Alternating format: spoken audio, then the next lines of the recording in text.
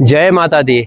आज हम माँ सुरकंडा देवी का दर्शन करने के लिए आज यहाँ पर आए हैं। और माँ सुरकंडा देवी का जो स्थान है 52 शक्तिपीठों में से एक है। और जो कथा है वो इस प्रकार से कथा है कि जब भगवान शंकर जी और दक्ष प्रजापति का आपस में वेर हो गया था, क्योंकि जब सभा के मध्य में भगवान शंकर उठ के खड़े नहीं हुए तो आपस में उन दोनों की अनबन हुई। और उस अनबन के चक्कर से उसमें ये कहा गया था कि कोई भी व्यक्ति कोई भी अनुष्ठान करेगा तो उसमें भगवान शंकर को स्थान नहीं देगा।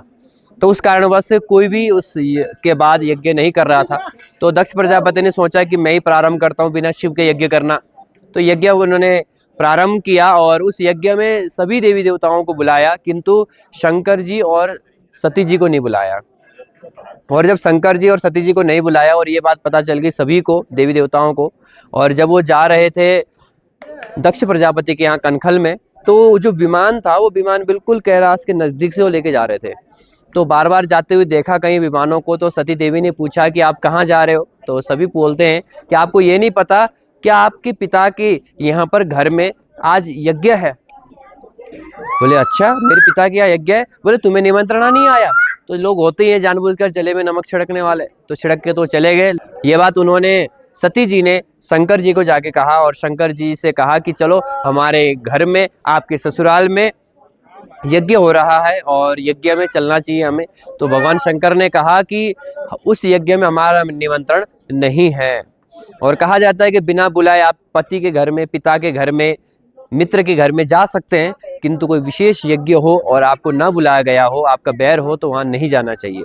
तो भगवान शंकर ने कहा कि वहाँ पे जानबूझकर हमें नहीं बुलाया। और वो बात जो पहले उन दोनों की अनबन हुई थी, आज तक भगवान शंकर ने सती जी को नहीं बताया था, लेकिन आज जब बात पहुंच गई है सामने तो उन्होंने वो बात बता दी कि उनका और मेरा आपस में बैर है, इसलिए उन्होंने जानबूझ के हमें निमंत्रण नहीं दिया है। तो माँ सती ने कहा कि मैं जाके अपने पिता को समझाऊंगी, और काफ़ी हट किया। हट करने के बाद वो चली गई। भगवान शंकर ने रोका लेकिन रुकी नहीं। और जब वो यज्ञ में पहुंची तो यज्ञ में सभी बहनें उनसे कोई नज़र नहीं मिला रही थी, किंतु माता एक ऐसी ही थी जिन्होंने अपनी पुत्री को आलिंगन किया, उनका स्थान दिया और उनको प्रेम दिया। लेकिन उन्होंने कहा कि हमारे पिता कहाँ हैं, जहाँ इन्होंने स्थान नहीं दिया। तो बोले यज्ञ में जाओ। तो यज्ञ में जाके उन्होंने पूरा यज्ञ देखा तो वहाँ पर भगवान शंकर का स्थान नहीं था। पिता से कहा कि पिता आपने ऐसा क्यों किया, आपने हमारे पति को स्थान क्यों नहीं दिया। शिव 2 अक्षर का उनका प्यारा सा नाम है, उनका नाम लेते ही व्यक्ति का उद्धार हो जाता है, लेकिन आपने उनका नाम और उनके लिए यज्ञ में स्थान क्यों नहीं दिया। तो उन्होंने कहा कि जो शिव है वो कोई अच्छा नहीं है, वो बागंबर धारी है, भभूत लगा के बैठता है, शमशान में रहता है।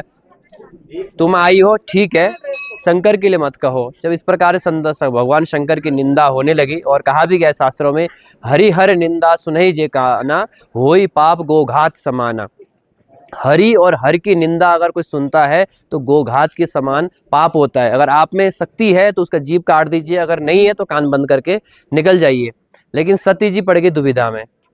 सती जी के पास समस्या ये थी कि अगर कान बंद करके चले जाएं शंकर जी के पास तो शंकर जी बोलेंगे अरे दाक्षायणी, दाक्षायणी अर्थात दक्ष की पुत्री इति दाक्षायणी। तो बोले दाक्षायणी नाम से मैं संबोधित दूंगा तो इस शरीर का क्या लाभ जिसका ये विरोध करते हैं शिव जी का। और मैं यहाँ रह के सुन भी नहीं सकती, क्योंकि अपने पति की अपहेलना सुनना, उनका निंदा सुनना भी कोई अच्छी बात नहीं है। तो उन्होंने कहा ये संबंध इस शरीर से है आपका पिता दक्ष, तो मैं शरीर को ही समाप्त करती हूँ।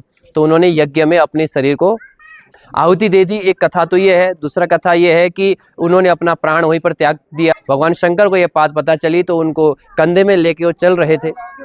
भगवान विष्णु ने अपने सुदर्शन चक्र से माँ सती के 52 टुकड़े करे हैं। किसी जगह में कथा आती 51, किसी में 52 आती है, मतभेद है।